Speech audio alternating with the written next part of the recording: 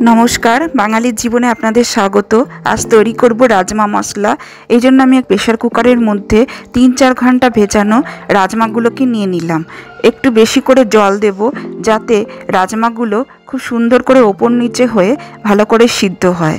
Are एखाने आमि ग्यासटा बाड़िये एकटा सिटी देब आर ग्यासटा कमिये एकटा सिटी देब, तातेई आमार राजमागुलो सिद्ध हये जाबे। आपनारा जोदि राजमागुलो बेशिक्षण भिजिए राखें तबे एकटु कम सिटी दिलेও चलबे। আর এখানে আমি দারচিনি পেঁয়াজ আর নুন দিয়ে নিয়েছি। এবার এটাকে গ্যাসের উপর বসিয়ে দিলাম সিদ্ধ হওয়ার জন্য। আর একটা কড়াইয়ের মধ্যে তেল গরম করে তাতে জিরে আর তেজপাতা দিয়ে দিলাম। এবার কিছুটা পেঁয়াজ দিয়ে দিলাম। আর এদিকে এই মশলাগুলো নিয়ে নিয়েছি, কাঁচা লঙ্কা আদা আর রসুন, এগুলো আমি পেস্ট করে এর মধ্যে দিয়ে দিলাম। আর এদিকে আমি কিছু গুঁড়ো মশলা দিয়ে একটা পেস্ট তৈরি করে নেব।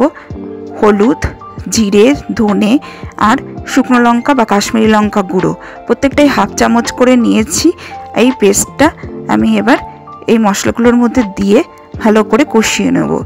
আর তারপরে টমেটো পিউরি দিচ্ছি, আপনারা টমেটো বাটাও দিতে পারেন। আর এখানে আমি পেঁয়াজ কুচি করে দিয়েছি, আপনারা পেঁয়াজ বাটাও দিতে পারতেন, তাতেও পেস্টটা ভালো হতো। এবার আমি এর মধ্যে দিয়ে দেব রাজমাগুলো। রাজমাগুলো খুব সুন্দর সিদ্ধ হয়ে গেছে দেখুন। এবার এই রাজমাটা জল সমেত পুরোটা এর মধ্যে অল্প অল্প করে মিশিয়ে দিলাম। দেওয়ার পরে এর মধ্যে আমি এর উপরে দিয়ে দেব রাজমা মশলা, যেটা আমি বাড়িতে তৈরি করেছি, আপনারা কিনে এনেও দিতে পারেন।